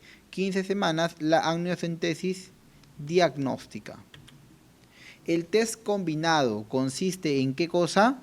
En dosar básicamente, o bueno, juntar qué cosa? La edad materna, listo, vamos con edad materna. Junta qué más? La proteína placentaria asociada al embarazo tipo A, claro que sí, ahí está, muy bien. ¿Puede juntar el estriol? No, porque el estriol sería para el segundo trimestre, ahí está. La translucencia nucal, claro que sí, la translucencia nucal también, ahí está la translucencia nucal.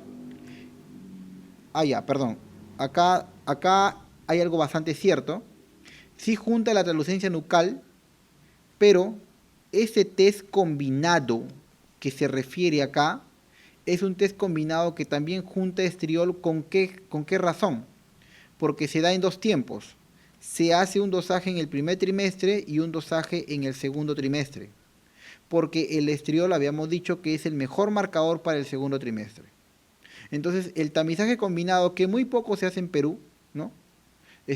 Más se hace por ahí en otros países, como por ejemplo España, puede juntarte a la proteína placentaria y al estriol. Pero recuerda que estos son en dos tiempos, o sea, voy a dosar o voy a sacarle sangre a la paciente en un primer trimestre y luego en el segundo trimestre, como factores bioquímicos.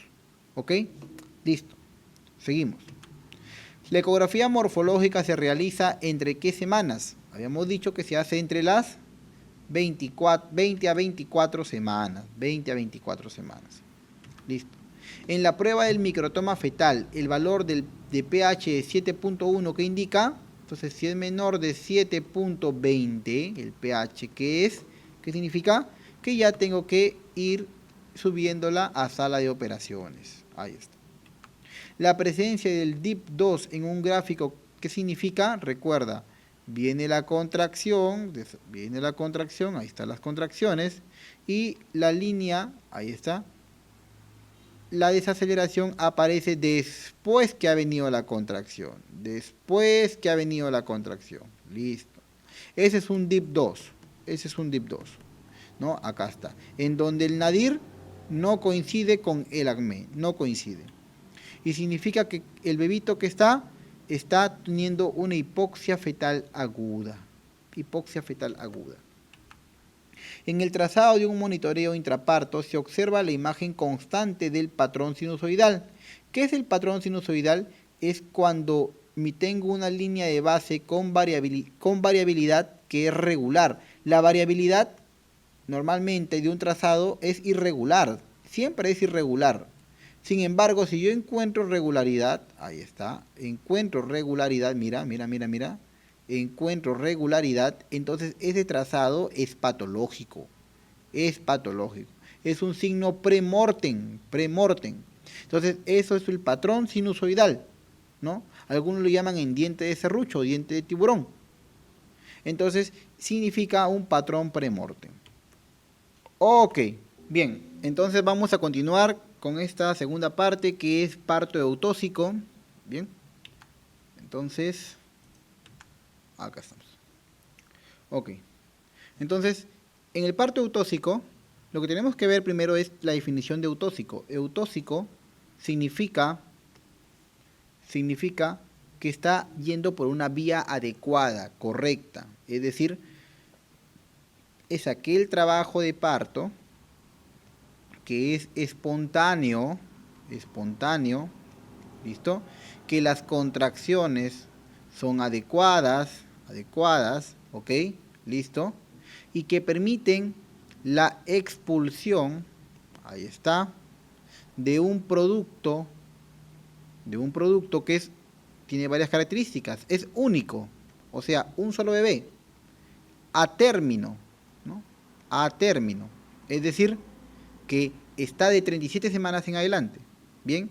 Que está encefálico y que además de estar encefálico está de vértex, ¿bien? ¿Listo? Ok. Y que el alumbramiento es completo, ¿listo? Es decir, salen bien las placentas. Y que tanto la mamá como el bebé, el feto o el neonato, se encuentran en el puerperio estables. Entonces, toda esa es la definición de un parto eutóxico. Si es que algo falla, ya no es un parto eutóxico. O sea, los embarazos dobles no son parto eutóxico. Los prematuros no son eutóxicos. Los podálicos no son eutóxicos. Los que vienen deflexionados no son eutóxicos. Los que se quedaron membranas retenidas tampoco. Y los que la paciente se desangró, una hemorragia posparto, o el bebito nació mal, o sea, con Apgar bajo, entonces tampoco es un parto eutóxico.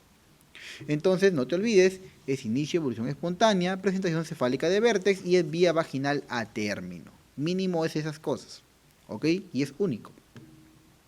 Entonces, las hormonas que participan en el trabajo de parto principalmente es la oxitocina, ¿no?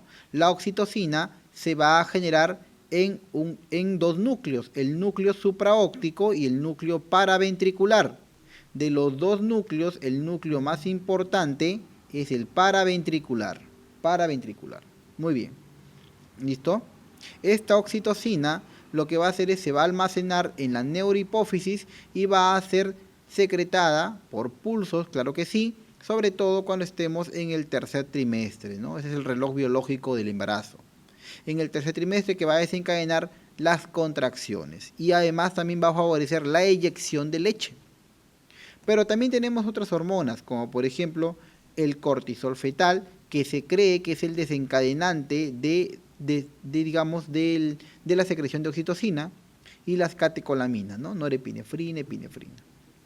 También tenemos que las hormonas que participan en la maduración cervical, más que hormonas, son las prostaglandinas. Ahí tenemos a la prostaglandina E, E1, E2, ¿no? Listo. Muy bien. Entonces, el trabajo de parto tiene 3 etapas. Las etapas, o también llamados periodos, tenemos el periodo de dilatación, el periodo expulsivo y el periodo de alumbramiento. En el periodo de dilatación se encuentra comprendido desde que inicia la dilatación, o sea, 0, hasta antes de 4 centímetros. Antes de 4 centímetros. Ese es el periodo de dilatación. ¿Listo? Y esa es una fase. La segunda fase se encuentra comprendido entre los 4 centímetros hasta los 10 centímetros. Entonces, esas son las dos fases que se encuentran acá, ¿no? Listo. La fase latente y la fase activa. Entonces, la dilatación es el periodo comprendido entre el inicio del trabajo de parto hasta la dilatación completa, o sea, ¿hasta cuánto? Hasta los 10 centímetros. Se le llamará fase latente de acuerdo, digamos, a las guías del Colegio Americano, que todavía no han sido, perdón, a la guía de acá del estado de Perú, que todavía no han sido modificados. Esas son las curvas de Frickman, no han sido modificadas todavía. ¿Por qué? Porque en Estados Unidos y en Japón, en China, ya se utilizan las curvas de Zank, en donde la fase latente va hasta 6 centímetros. Pero nosotros todavía no estamos actualizados en ello, ¿no? Entonces seguimos con una dilatación de 0 a 4 centímetros como fase latente. Y de 0 a menor de 4. Y mayor o igual de 4 a más, hasta 10 centímetros como fase activa. ¿Listo? La duración de la fase latente en una nulípara es de 20 horas máximo. Y de una multípara es de 14 horas. ¿Ok? Eso es importante. En cambio, la fase activa, la duración de la fase activa en una nulípara es aproximadamente 12 horas. ¿Ok? Y en una multípara dura aproximadamente 8 horas como máximo. No te olvides que eso ya han preguntado. Entonces, 20, 14, 12, 8. 20 horas en nulípara fase latente, 14 horas en multípara fase latente. 12 horas en nulípara fase activa, 8 horas en multípara fase activa. Pero también nos pueden preguntar sobre la velocidad de dilatación. En una nulípara, 1.2 centímetros por hora. En una multípara, 1.5 centímetros por hora. Asimismo, tenemos que ver la actividad uterina. La actividad uterina hace referencia a la cantidad de contracciones y el grado de la contracción. Entonces, esto se hace en una unidad que se llama unidad de Montevideo. Bien, y lo que yo tengo que hacer es, básicamente, multiplicar la frecuencia, o sea, la cantidad de contracciones que ocurren en 10 minutos por la intensidad. Normalmente una intensidad adecuada para una contracción de parto es 30 milímetros de mercurio. Y normalmente la cantidad de contracciones para un trabajo de parto son 3 contracciones. Entonces la actividad uterina para un trabajo de parto adecuado es 90 unidades de Montevideo. 90 unidades de Montevideo. No te olvides que la presión basal, o también llamado tono basal, el tono del útero es 10 milímetros de mercurio. ¿Ok? Que si la contracción tiene 20 milímetros de mercurio, ya la paciente empieza a doler, ya empieza a doler. Y a las 25 milímetros de mercurio ya se vuelve bastante palpable. ¿Listo? Muy bien. Entonces acá estamos viendo, en este gráfico que está abajo, a la izquierda, la cantidad, mira las características, ¿no? El periodo, que es la frecuencia, la intensidad real, ahí está, y el tono basal. El tono basal, que es el grado de contracción sostenida de ese útero que ya ha tenido. Luego, tenemos acá el partograma. En el partograma, que se adecúa a cada país, a cada realidad, tiene que ser subido en la plataforma de la OPS. Claro que sí. Ha sido diseñado, ¿no?, para países como el nuestro, que no tenemos muchos recursos. Y consta, ese partograma se apertura cuando el feto el trabajo de parto se encuentra en fase activa. O sea, ¿a partir de cuánto te dije? 4 centímetros. A partir de 4 centímetros. Y empieza con 2 líneas. Una línea de alerta y una línea de acción. Vamos a poner un resaltador acá. Entonces, lo normal es que la cabecita se sitúe por encima de la línea de alerta. Porque si la cabecita se sitúa en la misma línea de alerta, ahí está, o por debajo, ¿no?, Entonces me está diciendo que no está avanzando adecuadamente, que hay que tomar en cuenta quizás alguna medida, ¿no? O hay que tener en cuenta que esta paciente puede distociarse su trabajo de parto. Pero si la cabeza, el avance del trabajo de parto, si el avance del trabajo de parto se sitúa en la misma línea de acción o por debajo de la línea de acción, entonces me dice, haz algo ya, porque ese trabajo de parto no está haciendo bien, no se está llevando bien.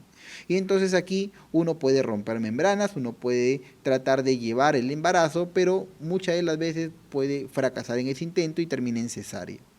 Entonces es importante porque nos permite ver a nosotros el grado de viabilidad o de progresión del trabajo de parto. Bien, y no olvidar este gráfico que es bastante importante respecto al marcapasos uterino. Mira ese útero y mira la flechita. Primero, el marcapaso uterino se encuentra en ¿qué cuerno? Cuerno derecho. Allí empieza la contracción y la contracción es más ancha, o sea, más intensa, ¿dónde? En el fondo del útero, es más intensa en el fondo del útero. Y va siempre de arriba hacia abajo, o sea, del cuerpo del fondo hasta el segmento, siempre dirigido, como dice ahí, hacia o sea, es descendiente. ¿Listo? Y es más intensa, es más, digamos, es más intensa, está yendo de arriba hacia abajo, es importante, ¿bien? Por eso, y dura más, ¿dónde? ¿Dónde dura más la contracción? En la parte del fondo, ¿ok? Entonces, yo me acuerdo con una mnemotecnia que les voy a brindar, vamos a ver por acá, para que puedan acordarse las características de la contracción. Es DIP, mi mnemotecnia es DIP, no de desaceleración, sino DIP. D de duración, ¿dónde dura más la contracción? En el fondo más que en el segmento cervix. Y de intensidad, ¿dónde es más intensa la contracción? En el fondo más que en el cervix. Y P de propagación. ¿Cómo se propaga? De arriba hacia abajo, de derecha a izquierda, ¿ok? Siempre dirigido al cervix. Muy bien. Listo. Entonces, estos son los movimientos cardinales. Aquí están los movimientos cardinales. ¿Listo?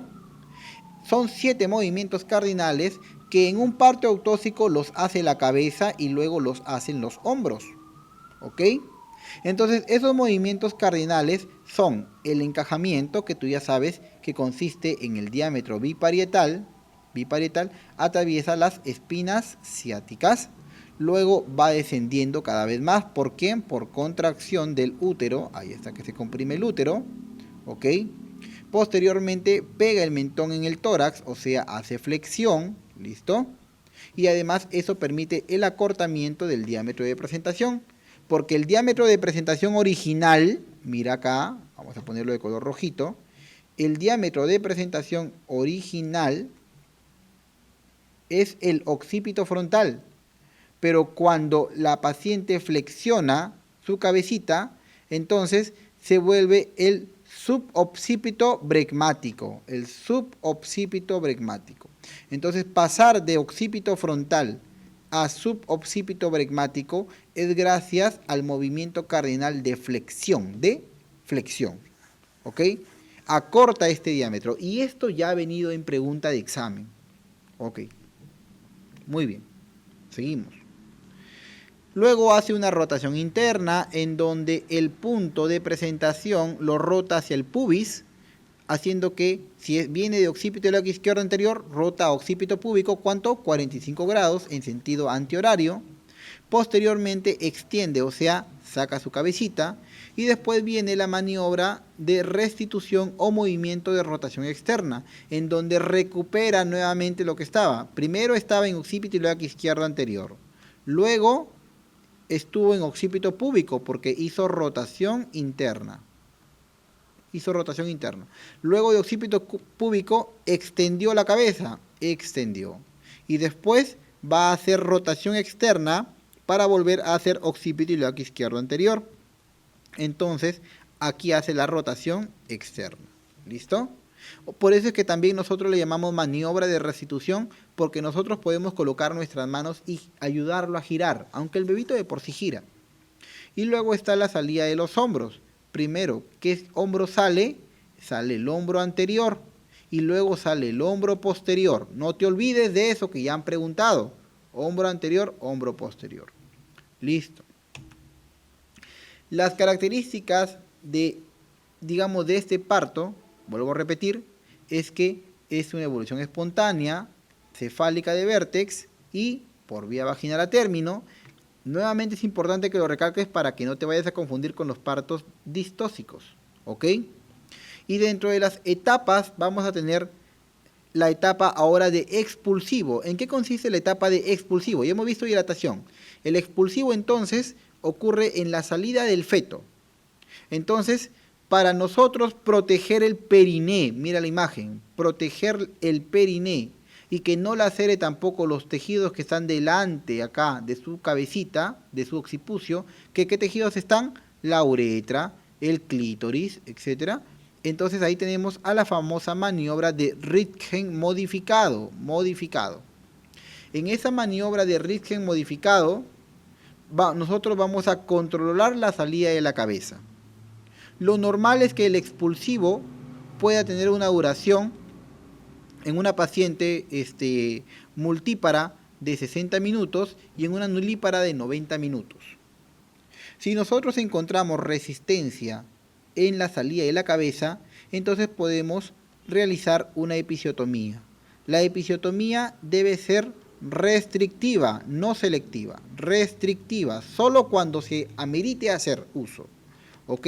Y además la episiotomía se realiza cuando se encuentra el bebito en coronación. Si no, no se realiza, puede causar más daño. De esta forma se crea un trauma, sí, pero se evitan desgarros más severos. ¿Ok? Listo. ¿Cuáles son los músculos seccionados en la episiotomía? El músculo primero es el músculo bulbo cavernoso, pero si la episiotomía es muy grande o muy transversa, puede básicamente dañar al transverso superficial del periné. La pregunta que siempre ha venido es ¿qué músculo se secciona? Sobre todo el bulbo cavernoso. Esta episiotomía medio lateral, que es la más adecuada, se hace a 4 milímetros de la horquilla vaginal posterior, 1, 2, 4 milímetros, se hace en un ángulo que va entre 45 y 60 grados. Y la longitud total de extensión del corte es 4 centímetros y hasta puede ampliarse inclusive. Muy bien, listo. Y con el periodo de alumbramiento, este periodo de alumbramiento, voy a poner resaltador, el periodo de alumbramiento consiste básicamente en expulsar la placenta y membranas fetales. ¿Ok? Normalmente dura la mitad del tiempo de lo que dura el expulsivo, es decir, en la nulípara 45 minutos y en la multípara 30 minutos. Sin embargo, esto sería si es que fuera de forma espontánea. Porque si es un alumbramiento dirigido, es decir, alumbramiento en el cual yo le he colocado previamente oxitocina intramuscular, 10 unidades, o sea, una ampolla, que en este caso yo ya espero que el alumbramiento se desencadene. Aquí vamos a colocar con pluma. Yo ya espero que el alumbramiento se desencadene entre los 10 a 15 minutos. Entre los 10 a 15 minutos. ¿Ok? Listo.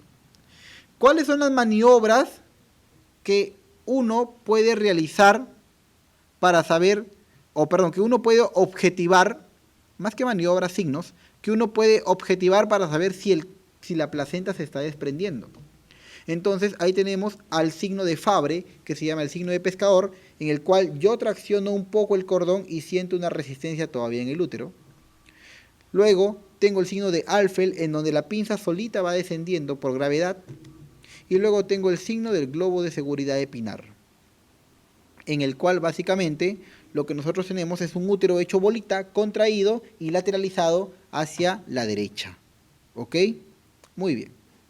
Luego tenemos a las maniobras, o bueno, a la salida, al tipo de salida de la placenta. La placenta, cuando se expulsa, o sea, se alumbra, entonces puede salir mostrando la cara fetal, esta es la cara fetal, o mostrando la cara materna, ahí está la cara materna. Entonces, si muestras y sale la cara fetal primero, se llama alumbramiento in Schulz, es el 80%. Y si sale la cara materna, entonces se denomina alumbramiento en Duncan, 20%. Entonces, ¿cuál es más frecuente y más fisiológico? El Schulz, ¿ok? Porque significa que se ha formado el hematoma y este hematoma se ha formado de forma retroplacentaria. En cambio, en Duncan no se forma hematoma y el sangrado puede ser más abundante, ¿ok? No te olvides entonces de esto. En Schulz sale la cara fetal primero y en Duncan sale la cara materna, ¿ok? Eso es el tipo de cómo va saliendo la placenta. Cuando yo siento la placenta que está en el cérvix, está en la vagina, ¿no? O está cerca ya por salir del útero, yo puedo hacer mi maniobra de Brandt-Andrews. En la maniobra de Brandt-Andrews, uno realiza una tracción y contratracción. ¿Contratracción de quién? Del cordón umbilical para sacar a la placenta. Es importante hacer correctamente la maniobra de Brandt-Andrews, porque si no se hace correctamente, entonces genera, ¿qué cosa? Una inversión uterina. ¿Por qué se invierte el útero? Porque yo he estado traccionando muy fuerte el cordón y me he traído el fondo del útero a la vagina. Y la otra maniobra se llama maniobra de Dublín, en el cual uno gira 360 grados la placenta sobre su eje, ahí está, para básicamente facilitar la salida de las membranas corioamnióticas. Muy bien, entonces ahora lo que vamos a hacer es responder estas preguntas. La primera pregunta dice, de acuerdo a Zank, la fase activa comienza con la dilatación entonces, lo que les decía, de acuerdo a Friedman, tenemos que el trabajo de parto fase latente está entre 0 centímetros y 3 centímetros, o sea, menos de 4. ¿Ok? En cambio, el trabajo de parto fase activa está entre 4 centímetros hasta 10 centímetros. Pero las curvas de Zank te dicen que el trabajo de parto fase latente está entre 0 y 5 centímetros. Y el trabajo de parto fase activa está entre 6 centímetros hasta 10 centímetros. La evidencia ha mostrado que ¿cuál es mejor? Las curvas de Zank. Las curvas de Zank son mejor. Permiten un mejor manejo del trabajo de parto y evolución adecuada. Por eso aquí la clave es la letra C. Listo. Pero nosotros en el MINSA trabajamos con esto. Aquí trabaja con esto. Muy bien. La desventaja de realizar una episiotomía mediana, ¿cuál es? Entonces vayamos a hablar un poco sobre episiotomía. Vamos a ver. Ahí está. Listo. Muy bien. Ok. Entonces, en la episiotomía, lo que yo hago es el corte. Tengo que primero saber dónde está la horquilla vaginal. Este punto más declive es la horquilla vaginal. Entonces, aquí me voy para la derecha, porque yo soy diestro, manejo mi mano derecha, 4 milímetros hacia la derecha y un ángulo de 45 a 60 grados, aquí. Con una extensión de máximo, ¿cuánto? 4 centímetros. Bien, aquí hago este corte. Listo. Previamente al corte, yo he tenido que infiltrar con lidocaína. ¿Ok? Con o sin epinefrina, no importa. Lidocaína al 2%. Tengo que infiltrar. Y tengo que hacer un solo corte una vez que ya he infiltrado. Y no te olvides que el corte se hace en coronación. Entonces, yo también puedo hacer otro tipo de episiotomía, el que corto la línea media. Claro, a esa se llama episiotomía mediana o media. Y el de acá se llama medio lateral y derecha, obviamente. Entonces vamos a comparar. Ahí está. la episiotomía mediana o media con la episiotomía medio lateral. Medio lateral. Entonces, la episiotomía media básicamente tiene menos dolor. La medio lateral tiene mayor dolor.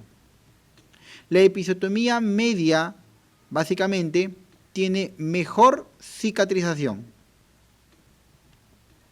En cambio, la medio lateral cicatrizan peor. Peor cicatrización. ¿Listo? Eso es importante. La episiotomía media sangra menos, menor sangrado. La medio lateral produce mayor sangrado. Entonces, hasta ese momento es mejor la media que la medio lateral, si te podrás dar cuenta. Bien. Sin embargo, aquí está, colocamos de negrito. Sin embargo, la episiotomía media puede desgarrarse hasta el ano, o sea, tiene una mayor cantidad de posible desgarro. ¿Hasta dónde? Hasta el ano. Hasta el ano. En cambio, la medio lateral es nulo prácticamente los desgarros que puedan ocurrir hasta el ano. Hasta el ano. Bien. Entonces, por eso es que la medio lateral sí se puede ampliar. Sí se puede ampliar. Si me quedó chico, puedo seguir cortando. Pero la media no, pues. La media no puedo ampliar, porque si amplío, llego al ano, pues. Por acá está el ano. Llego al ano. Entonces, la desventaja de realizar una episiotomía mediana, ¿cuál es? ¿Que cursa con más sangrado? No. Cursa con menos sangrado. ¿Tiene más dolor? No. Tiene menos dolor. ¿Mayor tiempo de recuperación? No. Recupera rapidito, más bien. Rapidito. Bien. ¿No se puede ampliar? Sí se puede ampliar. La mediana no se puede ampliar, claro, pues no se puede ampliar. Entonces, básicamente la clave correcta es la letra D. Letra D. Son signos de desprendimiento de la placenta. Entonces, ¿cuáles son los signos de desprendimiento de la placenta? Ahí tenemos al signo de Fabry, aquí faltó excepto. ¿Cuáles son los signos de desprendimiento de placenta, signos indirectos? El signo de Fabry o signo del pescador, ahí está, el signo del pescador, el signo de Alfel o el descenso de la pinza, el signo del globo de seguridad de Pinard, que es la contracción de ese útero sostenida, ahí está, la contracción del útero sostenida, y que básicamente sus fibras del útero lo que están haciendo es haciendo la plica uterina, de tal manera que están constriñendo a cada uno de los vasos que hay en el útero para que no puedan sangrar, ¿listo? Por esas fibras musculares que tienen arciformes. Pero la maniobra de Dublín no, pues porque Dublín es el giro de 360 grados de la placenta para que salgan las membranas corioamnióticas. ¿Listo? Muy bien. En el asinclitismo anterior observamos lo siguiente. Entonces aquí vamos a hablar un poco sobre esto que no lo hemos tocado. Justo tenemos esta pregunta para tocarla acá. Y decimos, esta es la cabeza, esta es la sutura sagital y esto es el hueso del pubis. Ahí está, pubis. Y por acá tenemos al sacro. Ahí está. Listo. Muy bien. Entonces, lo adecuado es que haya una equidistancia entre el sacro y el pubis, ¿no? Lo adecuado es que haya una equidistancia. ¿Listo? Vamos a borrar esto para que se vea mejor. A ver. Lo adecuado es que haya una equidistancia. Sin embargo, si esa línea o sutura sagital no estuviera ahí, sino se desviara, lo voy a poner de otro color, se desviara para el lado del pubis, ahí está, quiere decir que la cabeza está mostrando al hueso parietal en el pubis un poco más reducido y en el orificio de salida se está mostrando más ¿a quién? Al hueso parietal posterior. Entonces, este asinclitismo, mira donde se está, básicamente, donde se está mostrando el parietal posterior se llama asinclitismo posterior. ¿Ok? Y se llama asinclitismo posterior porque muestra el hueso parietal posterior, pero la sutura sagital se está desviando ¿hacia dónde? Hacia el pubis.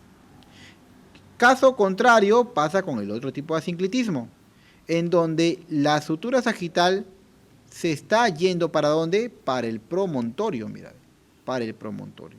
Entonces, ¿qué hueso expone? El hueso parietal anterior. Entonces, a eso se le llama asinclitismo anterior. Y la sutura sagital se va ¿hacia dónde? Hacia el sacro, hacia el promontorio. Entonces, la pregunta te dice, en el asinclitismo anterior observamos lo siguiente. Anterior. Ya sabes tú cuál es el anterior. Equidistancia de la sutura metópica, no tiene que ver nada. La sutura metópica es la sutura que está entre los huesos frontales, que desaparece. La equidistancia de la sutura sagital no tiene que ver nada de equidistancia porque estamos hablando que no hay equidistancia más bien.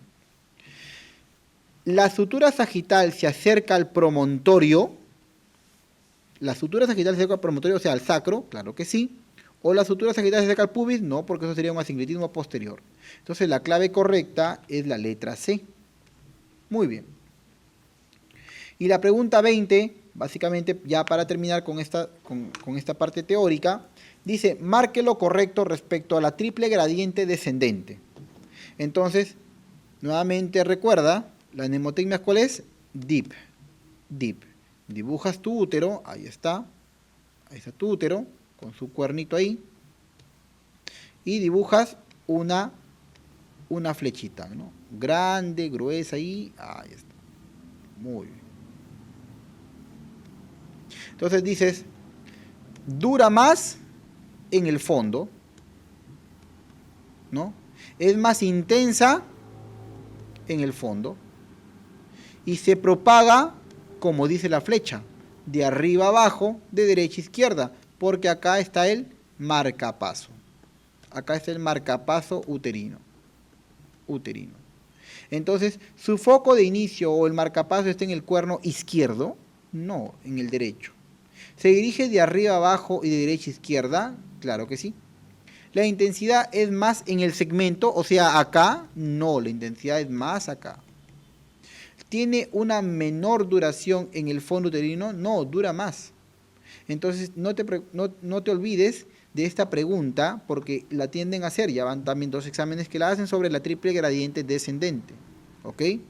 La mnemotecnia es DIP, no te olvides. Por ende, aquí la clave correcta es que se dirige hacia abajo y de derecha a izquierda. Ok. Muy bien. Entonces, hemos terminado esta primera parte de obstetricia.